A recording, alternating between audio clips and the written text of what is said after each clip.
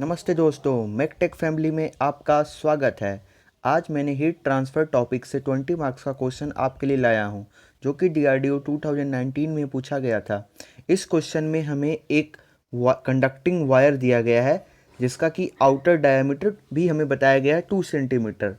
साथ ही साथ हमें ये बताया गया है कि इस वायर पे इंसुलेशन लगाया गया है। इस वायर पे इंसुलेशन लगाया गया है, जो कि जिसका थर्मल कंडक्टिविटी 1 किलोवाट पर मीटर केल्विन है, लेकिन उसका डायमीटर हमें नहीं गिवन है। एंड सराउंडिंग टेम्परेचर गिवन है और H coefficient of heat transfer भी गिवन है। हमें बताना है कि वो maximum heat generation inside the wire कितना हो सकता है, जिसकी वजह से जो इंसुलेशन है उसमें मैक्सिमम टेम्परेचर 50 डिग्री सेल्सियस से ज़्यादा नहीं बढ़ा होना है। तो चलिए सॉल्व करते हैं। So this is a wire. ये मैंने माना है कि ये मेरा कंडक्टिंग वायर है and its diameter is 2 centimetre which is equal to 0.02 metre. This is the diameter of the wire, conducting wire, which is the given in the question, and we have to find out the maximum heat generation inside the wire.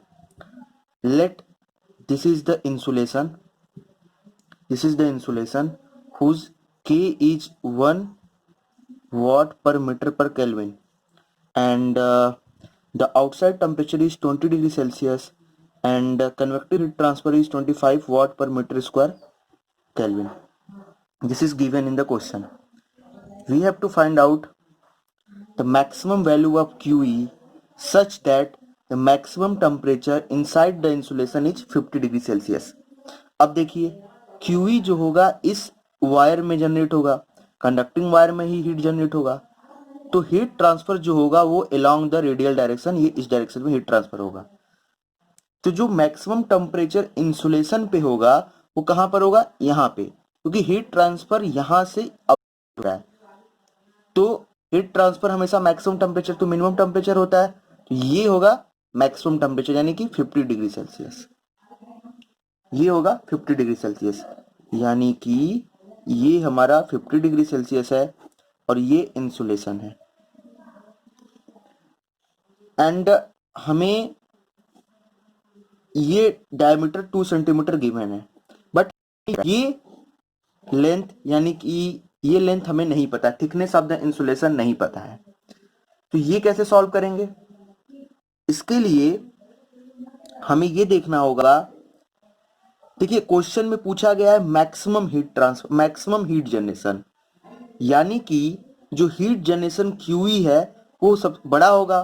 तो QE बड़ा होगा, सबसे बड़ा होगा, तो इसका मतलब heat generation inside the wire सबसे ज्यादा होगा. तो जितना ज्यादा हीट जनरेशन होगा उतना ही ज्यादा हीट ट्रांसफर भी करना होगा. जितना ज्यादा हीट ट्रांसफर होगा, जनरेशन होगा, उतना ही हीट ट्रांसफर करना होगा. तो ज्यादा से ज्यादा हीट ट्रांसफर करने के लिए आउटसाइड द रेड, जो यहां से और यहां पे इस पॉइंट और सराउंडिंग के बीच का जो थर्मल रेजिस्टेंस है वो कम करना पड़ेगा. कौन कौन सा रेजिस्टेंस है? एक तो कंडक्टिंग रेजिस्टेंस है और एक कन्वेक्टिव रेजिस्टेंस है. ये 1/HA एंड दिस इज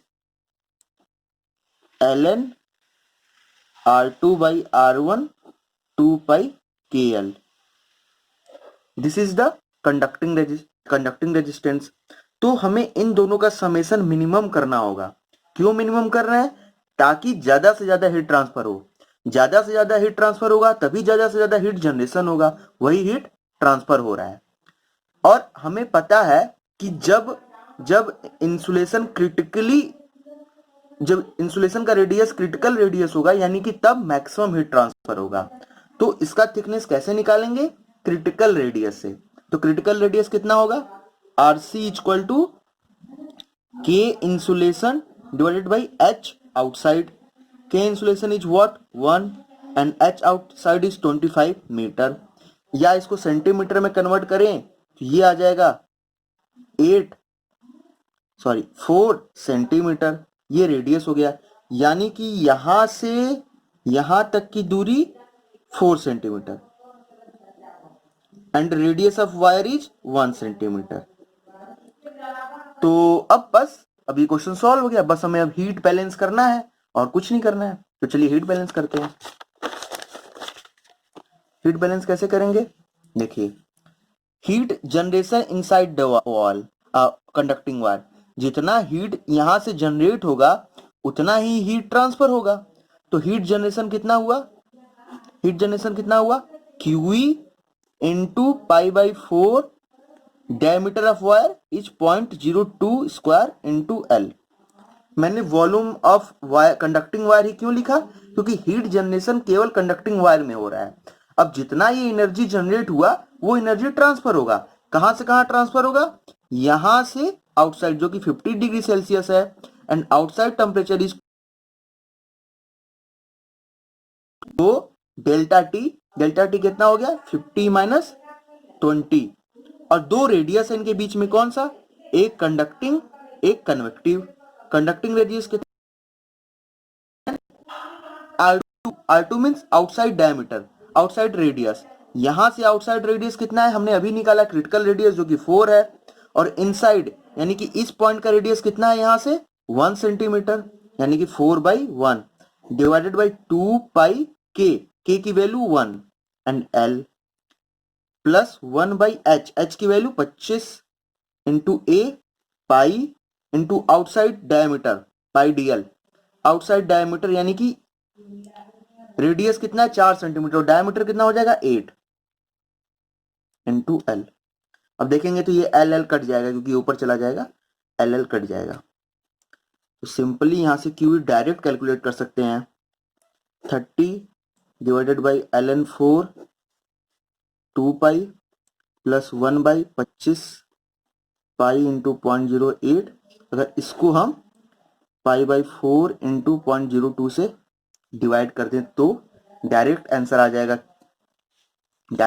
जाएगा, QE की वो होगी 251.435 किलोवाट पर मीटर क्यूब। ये है हमारा मैक्सिमम हीट जनरेशन। इतना maximum heat generation inside the conducting wire हो सकता है, तो इंसुलेशन में केवल 50 डिग्री सेल्सियस से ऊपर टेम्परेचर नहीं जाएगा। This is what we have to find. इस क्वेश्चन में हमें एक पार्ट और पूछा जा सकता था, maximum temperature inside the conducting wire. अगर ये पूछता तो कैसे निकालते? Maximum temperature inside the conducting wire, तो इसका एक फॉर्मूला होता है T मैक्सिमम, जो कि सेंट्रल लाइन पे ही होगा क्योंकि हीट ट्रांसफर यहीं से हो रहा है, माइनस T सरफेस जो कि 50 डिग्री सेल्सियस है, equal to QE R0 square by 4K। R0 क्या है? ये है कंडक्टिंग वायर का रेडियस। तो यहां से Tmax निकाल सकते थे, maximum temperature inside conducting wire.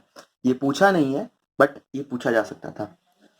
तो आपको ये वीडियो कैसा लगा प्लीज हमें कमेंट सेक्शन में लिखकर बताएं, and if you like this video please subscribe to my channel Maketech family, and thanks for watching this video.